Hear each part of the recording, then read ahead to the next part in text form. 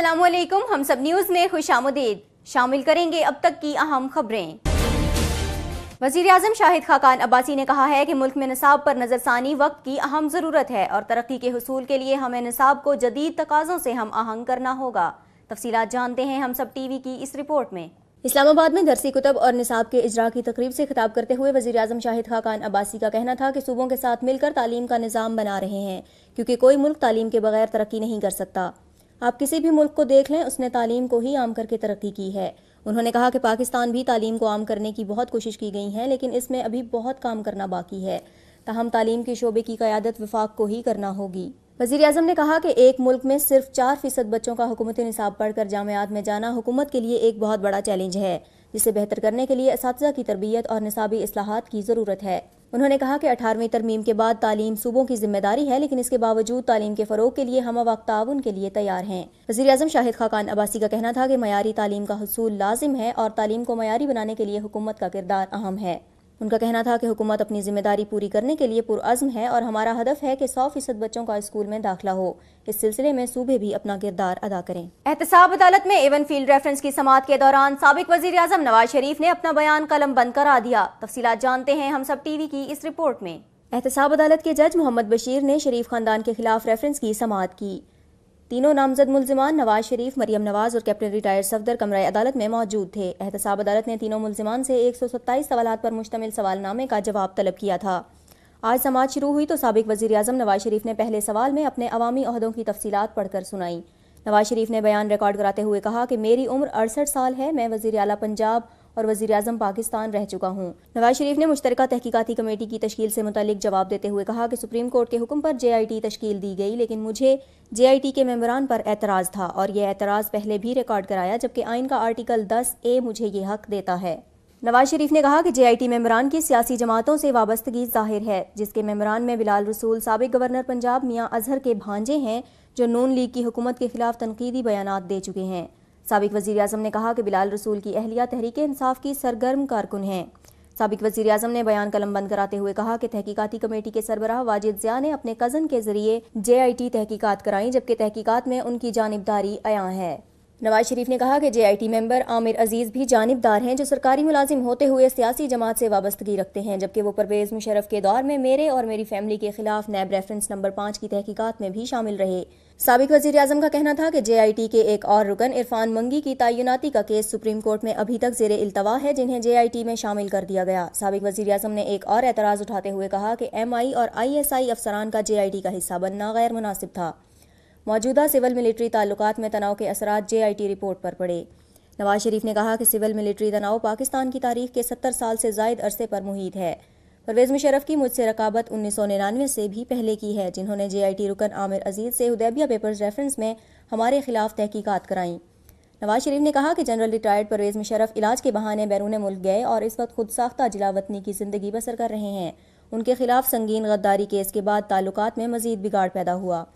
नवाज शरीफ ने supreme court के 28 जुलाई के हुक्म को नामुनासिब और गैर ज़रूरी करार देते हुए कहा कि सुप्रीम कोर्ट के फैसले से मेरा शफाफ ट्रायल का हक मुतासिर हुआ। साबिक वज़ीर-ए-आज़म ने अदालत से इस्तदा की कि JIT की तरफ से लिखे गए MLAs अदालत में पेश नहीं किए गए, इसलिए उनकी बुनियाद पर फैसला न दिया जाए। मज़कूरा केस की 18 मई को होने वाली गुज़िश्ता समाअत पर वकील सफ़ाई ख्वाजा हारिस ने मुल्जिमान को दिए गए सवालनामे पर एतराज़ कर दिया था, जिस पर अदालत ने आखिरी चांस देते हुए कहा था कि 21 मई को मुल्जिमान के बयानात कलम बंद होंगे। एवन फील्ड रेफरेंस सवालनामे पर एतराज़ नवाज शरीफ और दीगर का बयान कलम बंद न हो सका। याद रहे कि पनामा केस की तहकीकात करने वाली JIT के सरबराह वाजिद ज़िया शरीफ खानदान के खिलाफ एवन फील्ड रेफरेंस में नैब के गवाह थे और वो अपना बयान कलम बंद करवा चुके हैं। दूसरी जानिब साबिक वज़ीर-ए-आज़म नवाज शरीफ के खिलाफ अल-अज़ीज़िया स्टील मिल्स रेफरेंस में वकील सफ़ाई ख्वाजा हारिस की JIT सरबराह वाजिद ज़िया पर जराह जारी है, जिसकी आइंदा समाअत मंगल 22 मई को होगी। इलेक्शन कमीशन ने आम इंतखाबात के लिए 25, 26 और 27 जुलाई की तारीख तजवीज़ कर दी। आइए इस हवाले से देखते हैं हम सब टीवी की ये रिपोर्ट। आम इंतखाबात के लिए पोलिंग की तारीख के लिए समरी बना ली गई, जो सदर मुमलिकत को भेज दी गई है। ज़राए का कहना है कि इलेक्शन कमीशन ने मुल्क में आम इंतखाबात के लिए 25, 26, 27 जुलाई की तारीख तजवीज़ की है, जिसकी हतमी मंजूरी सदर मुमलिकत देंगे। ज़राए के मुताबिक इलेक्शन कमीशन की जानिब से जून के पहले हफ्ते में इंतखाबी शेड्यूल जारी किए जाने का इम्कान है। दूसरी जानिब इलेक्शन कमीशन ने आम इंतखाबात 2018 में पहली बार टेक्नोलॉजी के इस्तेमाल का फैसला किया और तारीख में पहली बार TORs को लैपटॉप दिए जाएंगे। दूसरी जानिब इलेक्शन कमीशन ने आम इंतखाबात 2018 में पहली बार टेक्नोलॉजी के इस्तेमाल का फैसला किया और तारीख में पहली बार आरओज़ को लैपटॉप दिए जाएंगे। ज़राए का कहना है कि रिटर्निंग अफसरान को दो डेटा एंट्री ऑपरेटर्स दिए जाएंगे। डेटा एंट्री ऑपरेटर्स को ट्रेनिंग भी दी गई है, जबकि data entry operators polling station से मौसूल रिजल्ट तैयार करेंगे। ज़राए के मुताबिक प्रिजाइडिंग अफसरान पोलिंग स्टेशन से ही तस्वीर रिजल्ट रिटर्निंग अफसरान को भेजेंगे। आरओ रात 2 बजे तक रिजल्ट इलेक्शन कमीशन को भिजवाने का पाबंद होगा, जबकि रिजल्ट में ताखीर प्रिजाइडिंग अफसरान को तहरीरी वजूहात भी देना होगी। वज़ीर आला बलोचिस्तान मीर अब्दुल कुद्दूस बुज़िंजो ने कहा है कि सूबे का आइंदा माली साल का बजट बड़े खसारे से दो चार है। आइए इस हवाले से देखते हैं हम सब टीवी की ये रिपोर्ट। कोयटा प्रेस क्लब में सहाफियों से गुफ्तगू करते हुए उनका कहना था कि वफाकी हुकूमत 4 बरसों से जायद अरसे में नया कौमी मालियाती कमीशन का ऐलान करने में भी नाकाम रही है। उन्होंने दावा किया कि बलोचिस्तान माली मसाइल का सामना कर रहा है, जबकि हमारा फंड पंजाब के तरक्याती कामों पर खर्च किया जा रहा है। वज़ीर आला बलोचिस्तान का कहना था कि गुजरते वक्त के साथ सूबे की माली सूरत हाल बदतर होती जा रही है और अगर सूबे की सूरत हाल को नहीं बदला गया और वफाकी हुकूमत ने सूबे की तरफ अपना रवैया तब्दील नहीं किया तो आइंदा 3 वर्षों में बलोचिस्तान हुकूमत के पास सालाना तरक्याती प्रोग्राम के लिए वसाइल नहीं रहेंगे। अब्दुल कुद्दूस बुज़िंजो ने कहा कि गैर तरक्याती अखराजात के लिए फंड्स मुहैया करने के लिए हमारे पास इसके अलावा कोई इख्तियार नहीं कि हम तरक्याती बजट कम कर दें। उनका कहना था कि वफाकी हुकूमत की जानिब से वफाकी फंड्स में बलूचिस्तान का हिस्सा नहीं दिया जा रहा, जिसके बायस सूबे के तरक्याती प्रोग्राम पर बदतरीन असर पड़ रहा है और बड़े खसारे के बायस 3 खरब 52 अरब रुपए के बजट में सालाना तरक्याती प्रोग्रामों के लिए सिर्फ 88 अरब 20 करोड़ रुपए मुख्तस किए गए।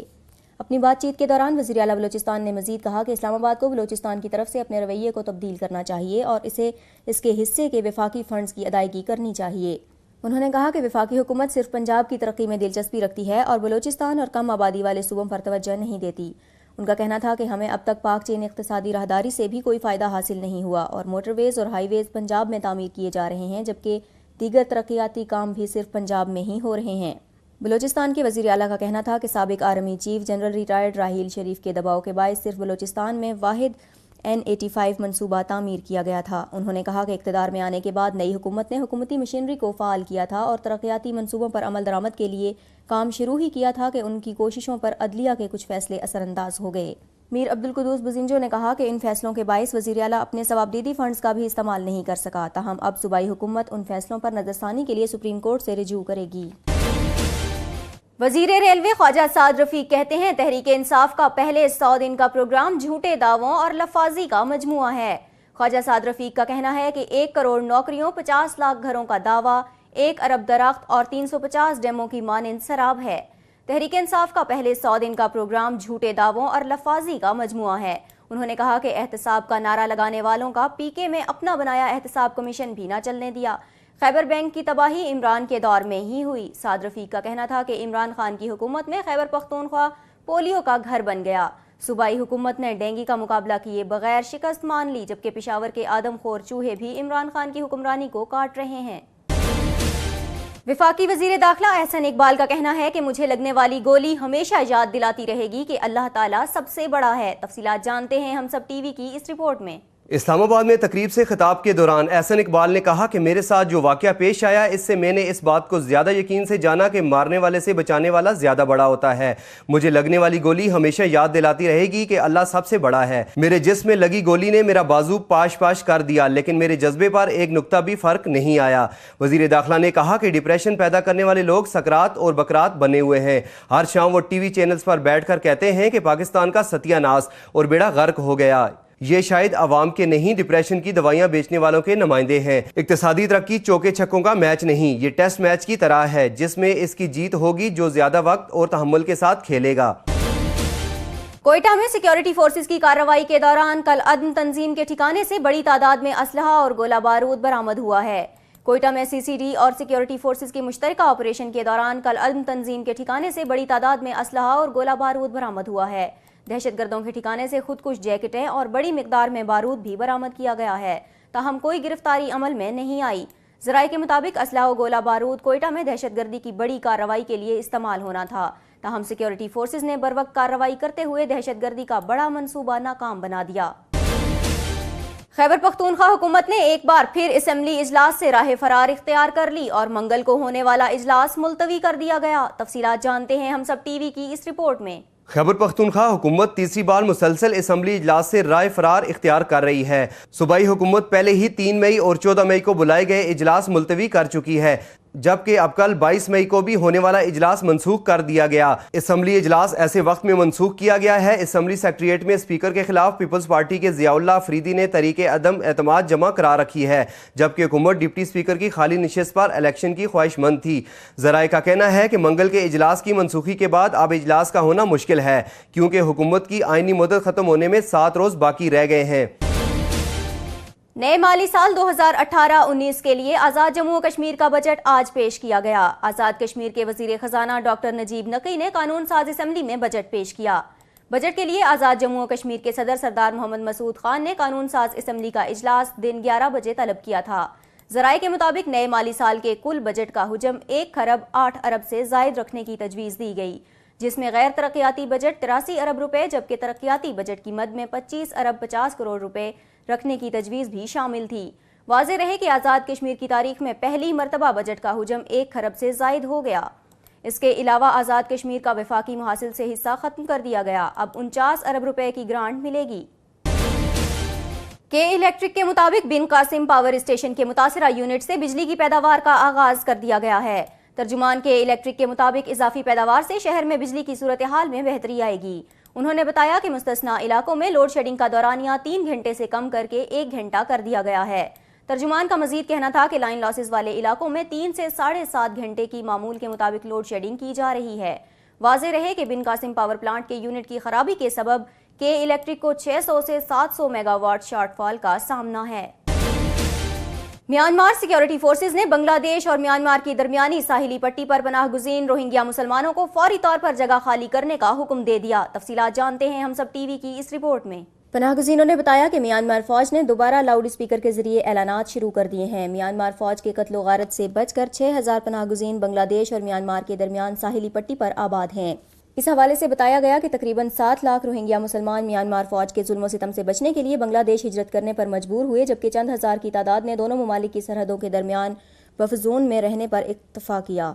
इससे कबल फरवरी में म्यांमार ने आमादगी जाहिर की थी कि वो लाउड स्पीकर के जरिए बफर जोन में मौजूद रोहिंग्या मुसलमानों को बांग्लादेश जाने पर मजबूर नहीं करेगा।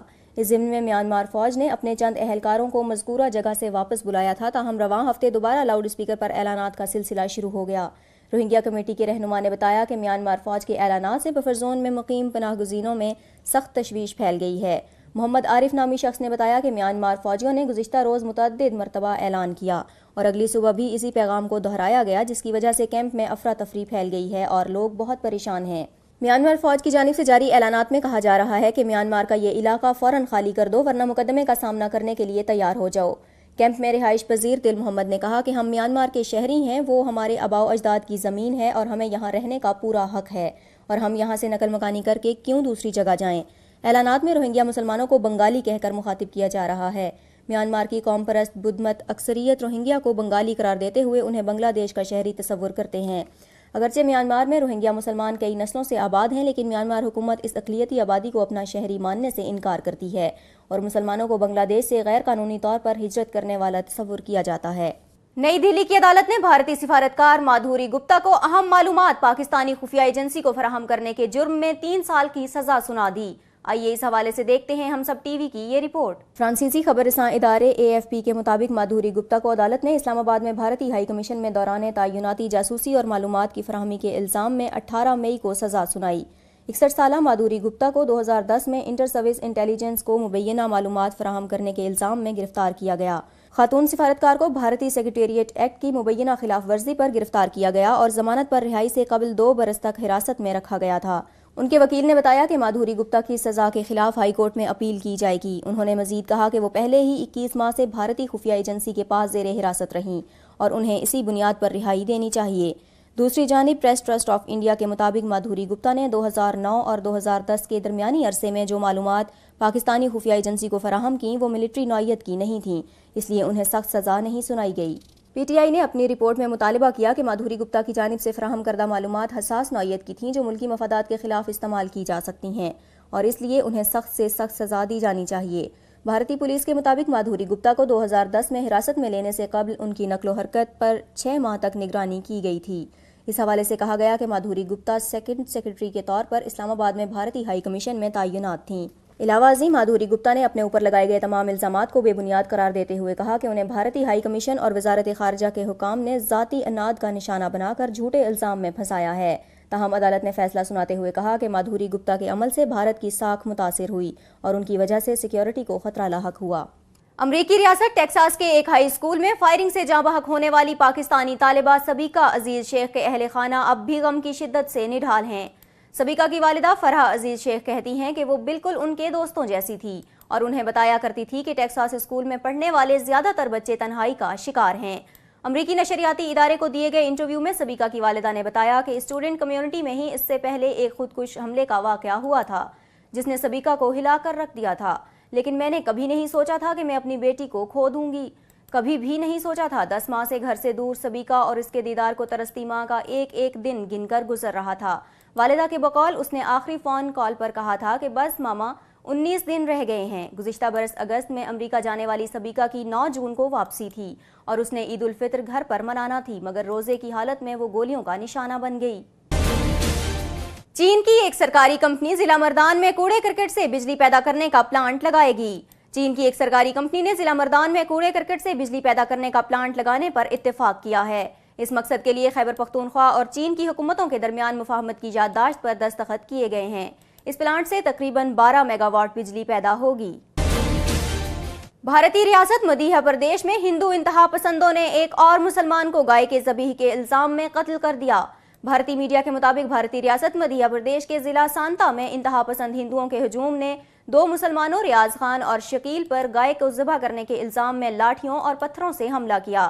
انتہا پسندوں کے تشدد کے نتیجے میں دونوں افراد شدید زخمی ہو گئے، جن میں سے ایک ریاض خان ہسپتال میں دم توڑ گیا، جبکہ شکیل نامی نوجوان کومے کی حالت میں ہسپتال میں زیر علاج ہے۔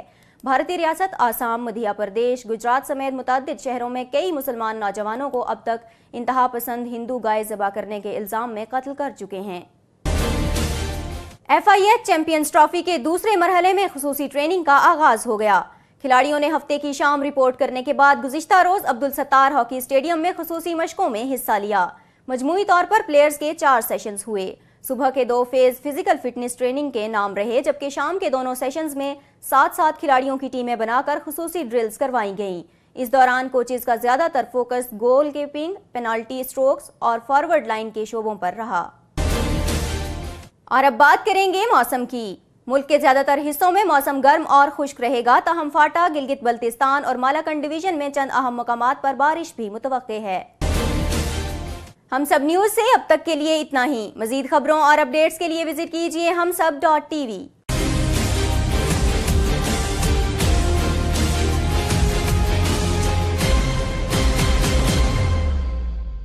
Please subscribe to Humsab TV and hit the notification icon on the screen to get the latest updates of our channel. Thank you for watching Humsab TV.